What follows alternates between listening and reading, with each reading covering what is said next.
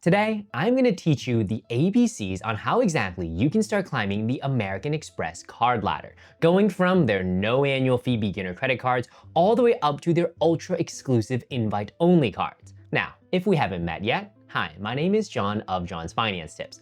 This is a channel where I teach you all of the money lessons that school never bothered with. And today's money lesson is how we can get our very first American Express credit card, then our second, then our third, and so on as we progress up the American Express card ladder. And there's gonna be 4 unique rungs, or rather I guess tiers of the ladder we will cover. Tier 1, beginner cards. Tier 2, mid-level cards. Tier 3 are gonna be your premium cards, and Tier 4 are gonna be your ultra premium cards. And within each tier, I'm going to go over the minimum credit score required, the objective of that particular tier before you can advance to the next one, the amount of time you should expect to spend at a particular tier, and of course, I'm gonna give you some recommendations for some of my favorite credit cards in that tier so that you can make the most of it. And by the end of this video, you should be more than comfortable and equipped with the knowledge to start your journey as you climb up the American Express card tier ladder. Though before jumping into our very first tier, let's go ahead and go over some housekeeping,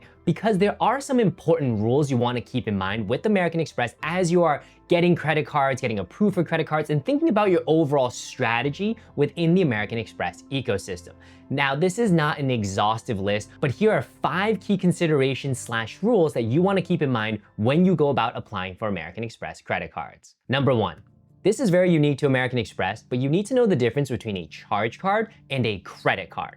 So a charge card, such as a green, a gold, or a platinum from American Express, is a card that does not allow you to carry a balance from month over month. And so at the end of the month, you have to pay the entire thing off in full. And I know you're thinking, shouldn't you always do that? Yes, you should. But back in the day, people sometimes would carry balances on credit cards and build up a mountain of credit card debt. So this might have been a more important distinction for, say, our parents. Now for us, how we approach a charge card and a credit card is the exact same. Pay the balance off in full every month. However, where you can be impacted by having a charge card versus a credit card is that charge cards typically don't come with credit limits. So because there's no credit limit, the credit bureaus don't receive any information on your utilization, because if you used $1,000 over an undefined amount of credit limit, well, you can't actually get a utilization percentage. Versus if you used $5,000 of a $10,000 credit limit from a credit card, that's 50% utilization. So in that sense, having low credit utilization isn't really a thing when it comes to charge cards. The second thing to keep in mind, you can only have a max of 5 credit cards from American Express. I know you're thinking, that's an insane number of cards. Yes, it is, and yes, it's not. Once you get into this hobby and you start opening, say, credit cards from hotels, credit cards from airlines, and then American Express's own credit cards, you can see that the 5 adds up pretty quickly. And so if you have 5 credit cards from American Express already and you apply for a 6th card from American Express, no can do. So you're gonna have to close one so that you don't use up all your 5 slots. And keep in mind though, I'm talking about 5 credit cards. It does not include charge cards. The third thing you want to keep in mind when you apply for American Express cards, you're only eligible for 1 bonus per lifetime.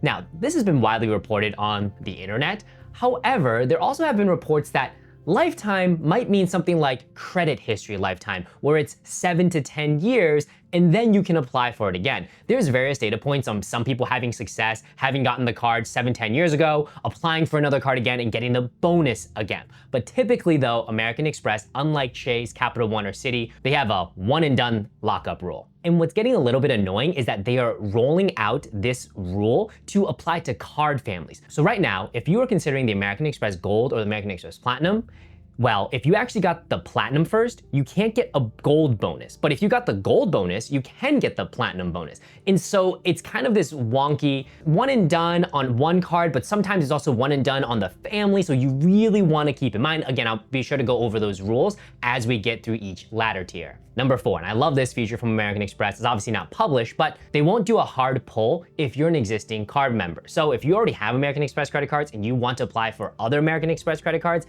they're not going to pull your credit again. It's not going to be a ding on your credit score. And number 5, the American Express pop-up jail or pop-up prison, whatever you want to call it. It's basically where you go and apply for an American Express credit card, and American Express gives you a pop-up window that says, hey, you're not eligible for the bonus, but you can still apply for the card. This is rather frustrating for a lot of folks who have good relationships with American Express, who are just wanting to get an American Express credit card, but suddenly they can't get a bonus. Well, here's the thing. If you get the card without the bonus, you might never be eligible for the bonus again because of their once per lifetime rule. And so when you're in this limbo state of not being able to get approved for a bonus, the best thing you could do is sit around and wait. Folks online have suggested try to spend some money with American Express, make sure all your payments are current, make sure utilization isn't too crazy. But at the end of the day, there's no secret formula on getting out of the Amex pop-up jail. You really are just waiting, hoping, and praying that one day you'll be approved. Don't worry, you're not alone. I'm currently sitting there myself. Now let's jump into how we can start climbing the American Express credit card ladder. So, tier 1. This tier is the beginner tier. And the minimum credit score that you would typically expect to have here is good credit, which is defined as having a credit score of 670 or above. Now, I have seen reported online cases of people with fair credit getting in. Now, having fair credit means it's from 580 to 669. I would say the online cases I've seen people getting approved for beginner cards at this tier are gonna be on the higher end. So probably you need at least a minimum of 640 or 650 and above. Objectives of this tier. Here at the beginner stages is really the 101s.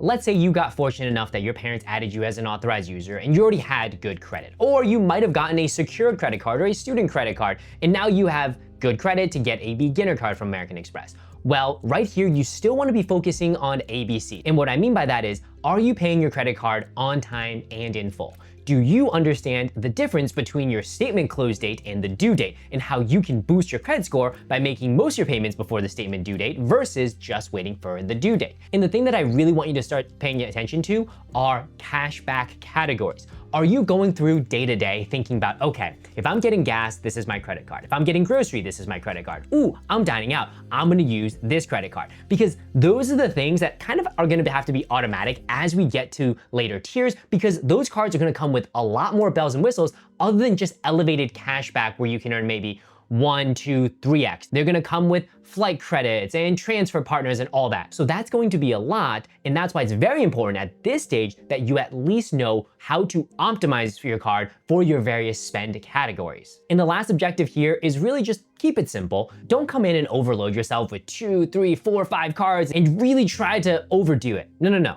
At the beginner stage with American Express, keep it simple. Also, it's gonna pay dividends because if we want to avoid pop-up jail, we don't want to do any activity that seems suspicious, however that is defined, and opening a ton of credit cards seems to be something that might be triggered as suspicious. Go figure. The amount of time we should expect at tier 1. I would say 6 to 12 months. I think that's a good period of time where you're really getting comfortable, learning the basics, and then start thinking about how you're optimizing your spend. Some folks, sure, if you're quick, you get it, you're ready for the next one, close to the 6 months. But for most people, I'd say 12 months is a good time, because at the end of the day, folks, the cards aren't going anywhere, the points aren't going anywhere, it's gonna be here. You'd rather take it slow now to get your basic foundational building blocks ready so that when you're at the next tier, you're not scrambling and still trying to figure out things like, I don't know, closing date versus due date. Now let's talk about some cards I recommend at this level. The first one is the American Express Everyday card. Right now, this card comes with a sign-up bonus of $250 back after you spend $2,000 within the first 6 months. In addition, the card lets you earn 3% cash back for the following categories: supermarket, online retail, as well as gas. And it applies for the first $6,000 of spend in each respective category. If you spend more than 6 Gs in each respective category, it bumps down to 1% cash back. And for all other purchases, it's 1% cash back. Now, this card is a good beginner one, but it is a little bit advanced in that it does offer some credits. And the 2 credits it offers are an $84 credit to the Disney bundle, as well as a $180 Home Chef credit. The reason I think it's a little bit more advanced is because most beginners, really, I just want you to worry about the cashback, not so much the credits. I think that's a little bit distracting, but it's great to see that this no annual fee beginner card does in fact have some credits that you can take advantage of. Another card to look at here is the American Express Everyday. This was actually one of my very first American Express cards way back in the day before they had all these other ones available. So what's unique about this card is you earn your cashback in the form of points. And that's gonna be important because those points we're gonna be able to transform for a lot more value than it's just stated value. The American Express Everyday card lets you earn 10,000 membership reward points after you spend $2,000 within the first 6 months. In addition, it will offer you 0% APR for the first 15 months.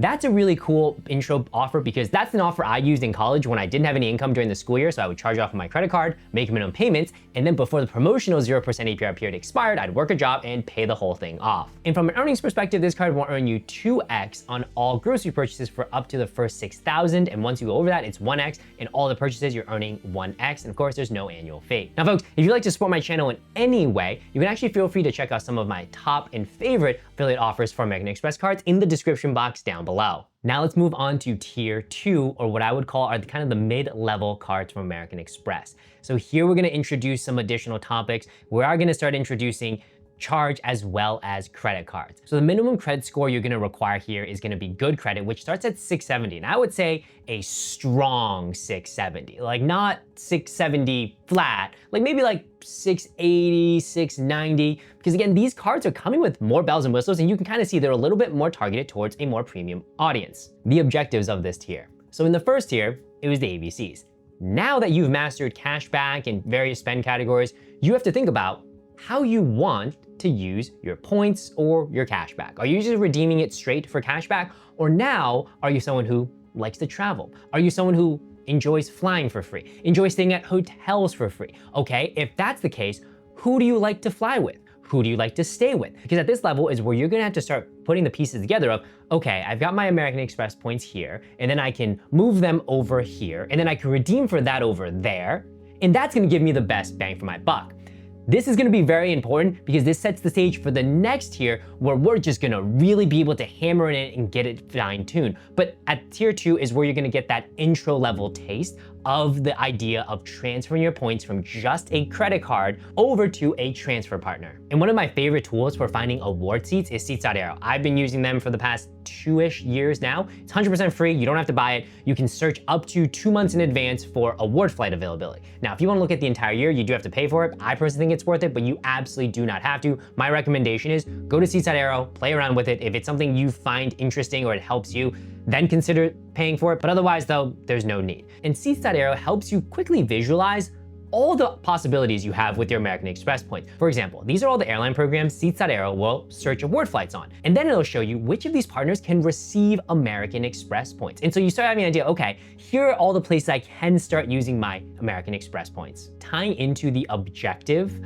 of learning about transfer partners and travel options, you have to know what the cent per point formula is. So get very familiar with that. Cent per point formula is a way in which we measure the relative value of our points so that we know whether or not something is a good use of our points or not. And the cent per point formula is defined as the following. It's going to be the cash value of whatever redemption option it was divided by the points you actually use multiplied by 100. In the slight caveat for flights, it's the cash value minus the taxes and fees that you actually spend divided by the points you actually spend multiplied by 100. In a cent per point formula of 1 cent per point, that's baseline. If you're there, you're good. If you're under that, you could do better. If you're way above that, congratulations, you should absolutely jump on that redemption option. So how long should you expect to stay in tier 2? I would say for most folks, if you're gung-ho, you could be here for 3-ish months, really kind of learning the ins and outs. If you need a little bit more time, maybe 6 to 9 months. So the range is pretty broad, depending on kind of your general aptitude, but I would say within a year, most people can advance from tier 2 over to the next tier. Card recommendations. So I've got 3, and I'll go over them at a very high level. The very first one is the American Express Gold. This is actually a charge card, and this card is unique because, listen, if you buy food, eat food, like traveling, this is a card you need to jump on. This card actually recently just got refreshed, and there were 2 major updates. The first one is you can get it in the gold color, which kind of has been around for a long time, or you can get it in the new white gold color, which I think just looks kind of cool for whatever that's worth. But the other thing that makes this card really unique are all of the credits you are given. You're giving a whopping total of $424 in credits across various eating categories. Now the card does have an annual fee of $325, but if you have $424 of credit coming back to you and you only pay $325, it's literally like you're getting paid $99 to have this card. Now, if you're interested in the card, you can feel free to check out my affiliate link in the description box down below. But also, did you see that? You're getting more bang than you're really putting out. But also, like I mentioned earlier, it's very important that you had your basics covered in tier 1 because in tier 2, you have credits applied in addition to the transfer partners we mentioned earlier. The next card I'd recommend is the Hilton Honor Surpass for folks who like staying at Hiltons. Right now, as of the filming of this video, there's a whopping 130,000 point bonus after you spend $3,000 within the first 6 months. Keep in mind, folks, these are Hilton points. They are not American Express points where you can then move to all the various airlines and hotels, all right? And so this is gonna be for someone who enjoys staying at Hilton's and will redeem the points at Hilton. The card also provides you a $200 Hilton credit every single year, and it comes with an annual fee of $150. So similar to the Gold, at this level we have annual fees, but we also have credits that we can use to offset the annual fees, assuming again we take advantage of all those credits. The last card to look at here is the American Express Delta Platinum card. Not to be confused with American Express's Platinum card, we'll talk about later. This card is interesting to me for the Delta Flyer. Right now there's an elevated sign-up bonus of 85,000 miles after you spend $4,000 within the first 6 months. And just by having this card, you'll actually get discounts for booking flights with Delta, whether with cash or with points. In addition, you get a $120 rideshare credit every single year. And you also get a $150 credit to Delta stays. So the annual fee is $350, but you add up those two credits where you get $270, you're effectively paying $80 a year. So those are the 3 cards I recommend anyone to look at this tier 2 level. Now let's move on from mid-level to tier 3, which is gonna be your premium tier of cards. The credit score required. At a minimum, it's gonna be same 670, which is good credit, but really, I would say if you want a good shot, a really, really good shot at it, you're probably gonna be pushing at least over 700 at this level. And the reason my gut and my recommendation for you is to have a credit score of over 700 is the fact that with a generally higher credit score, you're showing to the banks, but also really to yourself, that you're financially responsible. You know how to manage debt, whether it's credit cards, whether it's auto, whether it's student loan, you're making payments on time, you are generally building a strong credit profile. And so with that, that's a good proxy to be able to get these cards, because these cards, trust me, not only are they have some hefty annual fees, but there's gonna be a lot of bells and whistles, and we don't wanna be in a situation where we're kind of still figuring out the credit game, we're just squeaking by and getting these cards. You don't wanna reach for these. You want to get to tier 3 and be very, very comfortable with where you are financially. Now let's talk about the objective and skills you need to measure for this tier. The very first one is very similar to the one from tier 2, which is continuing to hone your skills when it comes to travel redemptions. Are you somebody who likes to fly business class to Europe, or are you somebody who'd rather just take your family on a round trip ticket to Disney for free? Whatever that is, you gotta figure out your why and hone in on that particular skill set. The other thing to keep in mind is, how are you building a credit portfolio that makes sense for your strategy? Just as a quick example, let's say you love staying at Marriott properties. Great, you want Marriott status, great. Did you know that if you get 2 specific Marriott credit cards, you would automatically get 40 elite nights, which means you're way closer to qualifying for Marriott Titanium status, which requires 75 elite nights, and you don't even have to spend the full 75 because you already got 40 just by way of having 2 cards. Now that's very much an advanced level strategy, but these are the things we're starting to think about at this level, because at this stage, you should be pretty advanced in your craft. The other objective of this level is just to spend money. If you want to move on to the next one, sure, we want to be able to master all our skills, but really to move to the next one, you just have to spend a lot of money with American Express and prove to them that you are worthy to get invited into tier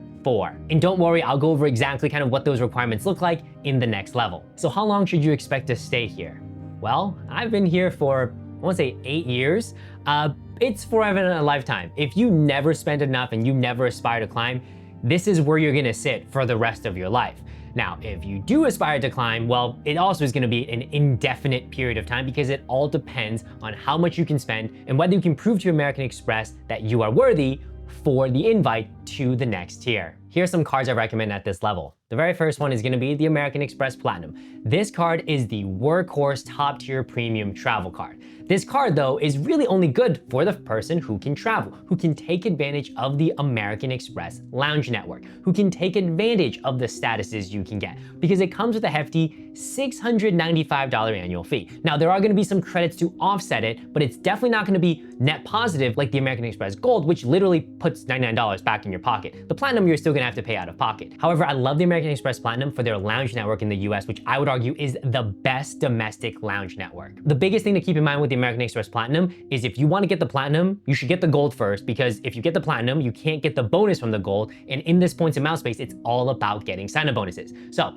get the Gold, get the bonus, and then get the Platinum, and then get the bonus. The next card I'd recommend someone to take a look at if you stay at Marriott properties, the Bonvoy Brilliant. I actually have this card, and this is what I was talking about earlier, the 2 cards that you can get from Marriott to basically get elite night credits without having to make any stays. It's the Bonvoy Brilliant from American Express, as well as the business flavor of the American Express credit card. If you get those 2, you effect have 40 elite night credits every single year, which makes qualifying for titanium so much easier because you only need 35 real paid or award nights versus 75 if you just start from scratch. And the third card I'd recommend someone look at this level is the Hilton Aspire. This is the card that I actually want to get desperately, but I am in pop-up jail for. It has a monster sign-up bonus, but it's one of the best ways to implement a player 2 strategy where you would get the Hilton Aspire, then your partner gets the Hilton Aspire, and then cumulatively, you guys could probably have enough for 4 nights at an overwater villa in the Maldives. Yes, because the Hilton Aspire comes with free night credits. Each card has one. In addition, the sign-up bonuses are typically over 100,000 points. So 100,000 points, free night certificate on one card, 100,000 points, a free night certificate on another card. You basically make the booking separately, pair them together, that's 4 free nights. Again, at this level, these are the strategies we want to think about, how we can incorporate others to go ahead and turbocharge the type of rewards we're getting from our cards. Now we are at tier 4, the ultra premium exclusive invite only tier. Credit score required is exact same as in tier 3, which is going to be 670 plus. I would argue though, you should at least have a 700 plus to be comfortable. The objective at this level, well, there's nothing beyond this, so the real only objective is to kind of flex on people, basically telling people you spend a lot of money. From a business perspective, it's not that impressive. From a personal perspective, like, damn, all right, good on you. And as far as how long you're staying at this level, well, you'd probably stay here as long as you don't run out of money, because these cards are not cheap. And the cards we're talking about are gonna be the American Express Centurion card, both the personal and the business flavor, or in pop culture, they're called the black cards. To get this card is not an easy feat. What is reported online is typically an annual spend across all American Express credit cards of $350,000 for personal card. For business, I think it can be upwards of $400,000 or $500,000 a year. Again, I'm not as impressed from a business perspective because businesses just have to spend money to make money. But if you are personally spending over $350,000 a year, well, hi, my name is John. If you are looking for a friend, no, I'm kidding. This is absolutely just a pure flex because sure, the Centurion card is going to give you some bells and whistles, but it's not that much crazier compared to the Platinum. In addition, if you are invited to apply for this credit card, you will pay a one-time initiation fee of $10,000, and the annual fee for the card is going to be $5,000 a year, which 5 G's. Listen, there is no amount of mental math gymnastics, this credit, that credit, where I could make this card make sense. It is just purely you got a lot of money, you spend a lot of money, you're rich. And the real kicker with the American Express Centurion card is it's a 1x earning card, like across the board. It doesn't even get the 5x booster the American Express Platinum has. So again, very much not for someone who's trying to optimize and get the best deal. This is for someone who is just rich, which is totally fine. But anyway, folks, that is the video. Unfortunately, I don't have a link for that card down there because you're just gonna have to put in the work for it and spend $350K with American Express. If you have any comments, questions, drop them down below. If you'd like to support my channel, all of the top offers that I've got are in the description box down there as well. Otherwise, I'll catch you all in the next video. Peace.